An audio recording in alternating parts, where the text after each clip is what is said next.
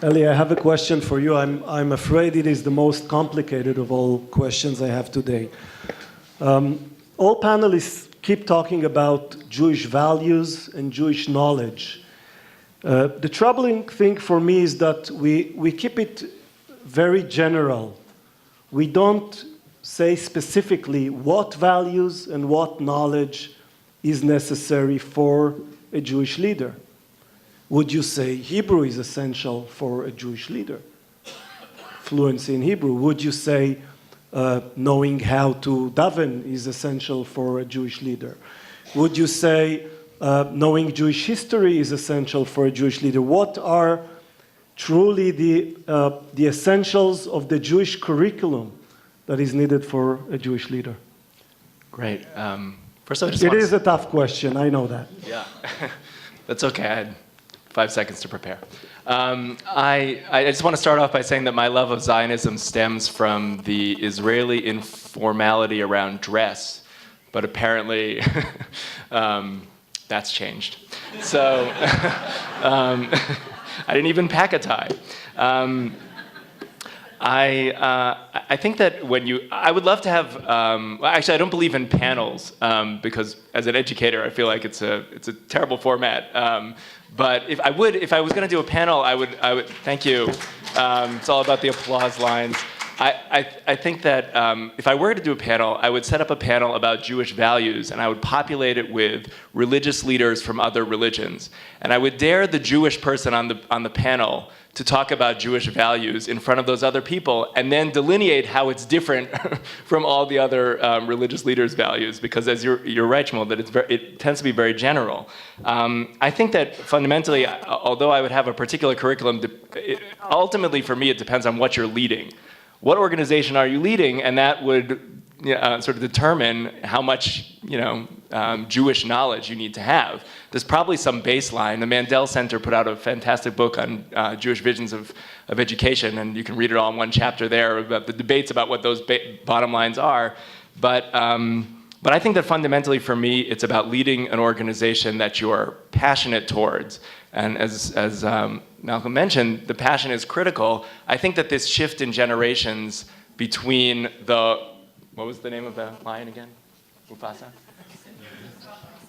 Sorry, Mufasa. So the shift from older lion to younger lion is actually an opportunity for two things. One, it's an opportunity for younger people to step up and lead organizations, but it's also an opportunity for organizations that are not being led in a mission-driven way to step aside and shut down.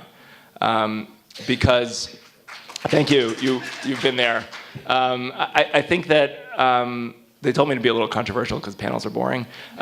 So I think that the ultimate... So you want to mention any specific organizations you'd like to... I'll ask for some audience participation. You can write down your top 3 and pass the notes to the side. But seriously, I think that the perspective of the crisis, this is the paper from JPPI, the crisis is always framed on how are we going to find the next generation of leaders to lead these sort of legacy institutions. And I think the real question would be, which legacy institutions are inspiring some of the mission-driven passion that you would want to find in the next generation of leaders? And then you would set up the structures to let leaders succeed in leading those organizations. But I would sort of submit that it's not every organization that's going to survive. And fundamentally, I think that that's a good thing because, in my opinion, the organizations that are mission-driven will survive and will thrive. I mean, could you imagine a panel where, next door with the business leaders, are they having, well, how can we encourage the next generation of people to enter the high-tech industry or brain research? There's no hesitation about entering those fields because the missions are very clear. Sometimes they're related around money. But fundamentally here, I think we have an opportunity to articulate what are the missions of all these organizations we're worrying about leading and then step into to the ones that survive. This was excellent, except that you didn't answer my question. What Jewish knowledge is essential for a Jewish leader? Wow, I'm the only panelist who got slammed for not answering the question. Okay.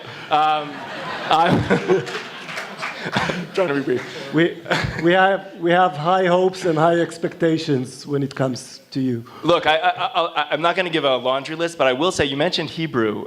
It occurs to me that it's a striking message that the lingua franca of this conference is English and not Hebrew. And it's a commentary, frankly, on the American Jewish community's failure to educate around Hebrew. I would say that America is sort of just the worst of them, although obviously when you're outside of a Hebrew-speaking country, it's hard to educate around Hebrew. I think that I sort of yearn for the day when all Jewish leaders are at least embarrassed for not being able to engage in the language, the historical language of the Jewish people in the land of Israel. And I think that, like Malcolm said, it's not their fault. That is to say, it's not the people who are unable to speak Hebrew. It's the educational systems that we're putting them into. It's not hard to invent a system of immersive Jewish Hebrew. Other places, communities have done that, and I think it's incumbent on us to raise the bar of education for everybody, including Jewish leaders, to do that.